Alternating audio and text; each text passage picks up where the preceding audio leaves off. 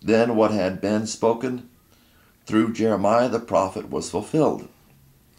A voice was heard in Ramah, weeping and great mourning.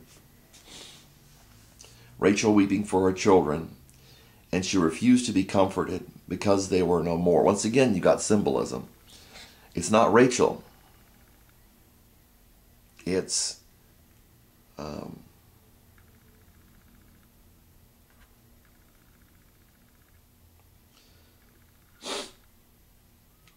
people that were in Bethlehem and all its vicinity. So it's linking here. It's saying, if you interpret something literally all the time, you might be missing what the message is saying it right here. And people say, well, do you take a literal view of the Bible or a figurative view? You take it as true. That's the problem people have. It's like, people will say they follow it, but it ends up being fake in their lives. Because when they're shown a scripture, just as I mentioned about the scientists, when they're shown a scripture that does not match up with their doctrine, they're going to drop it. They're not going to say, what does this mean? Or I don't think you're right. I don't understand this scripture. Let's figure out what it means. And nope, that's not what my pastor says. That's not what my elder says. It's not what Deacon Fred says.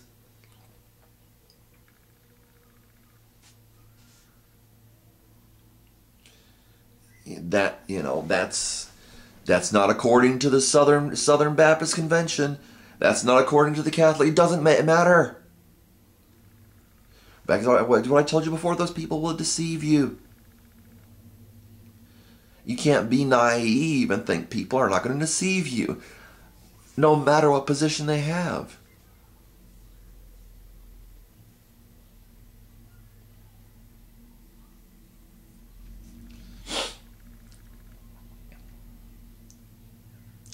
But when Herod died, behold, an angel of the Lord appeared in a dream to Joseph in Egypt and said, get up, take the child and his mother and go. Okay. An angel. Okay. The first time. An angel of the Lord appeared in a dream to Joseph in Egypt and said, get up, take the child and his mother and go into the land of Israel, for those who sought the child's life are dead. So Joseph got up, took the child and his mother, and came into the land of Israel.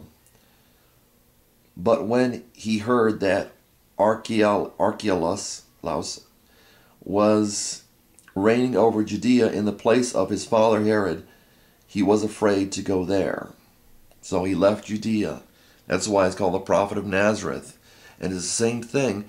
People will, atheists or whomever will try to deceive you and say the Bible contradicts itself. It's exactly, you can read it right here, where Jesus was from and all that stuff. It's exactly what the chief priests, the Pharisees, they said, you look into it. You will see that no prophet comes out of Nazareth.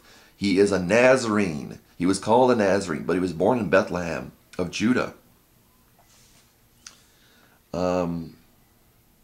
Or Judea,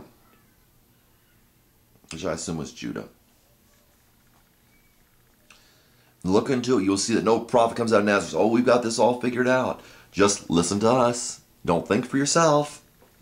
Here we're going to tell you what it is, and you just absorb it like a sponge. Don't question anything.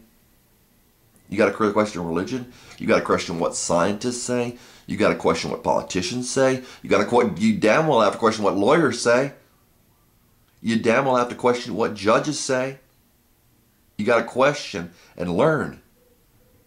If you believed everything you ever told you, you'd be considered naive.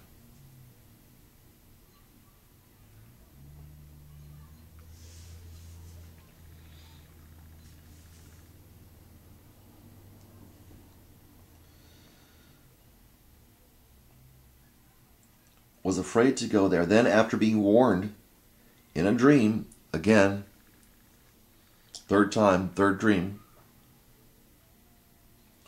he left for the regions of Galilee. He was trying to get out of the main spotlight and everything so the child could grow.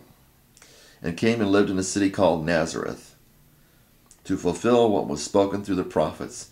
He shall be called a Nazarene. So they knew the scriptures that he will be called a Nazarene. And yet they denied, he was wrong. Look, he didn't. No prophet comes out of Nazareth, but it says he'll be called a Nazarene.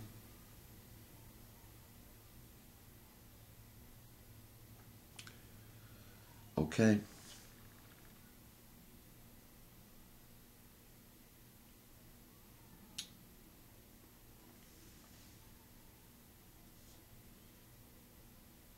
So we've got people claiming to be Christian. I mean, a Jew and a Christian are the same thing, except for Jews don't accept that the Messiah has come.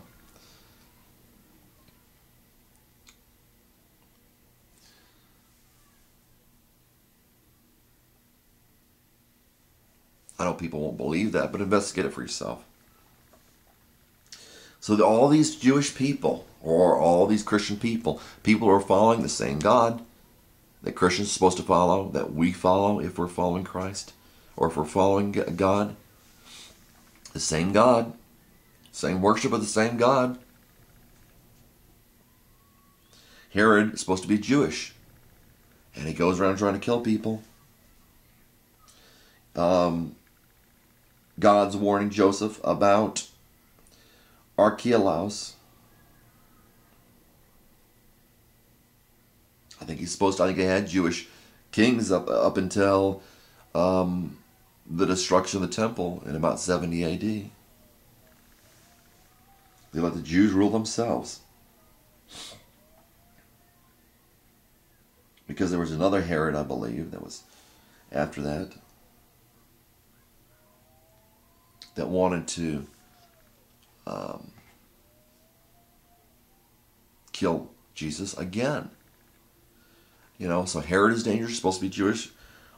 Archelaus was dangerous. I think he was supposed to be Jewish. Herod was supposed to be Jewish.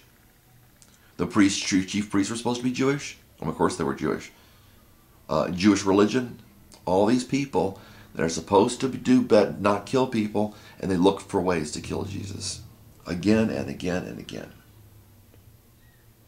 Christians are regarded in the same way.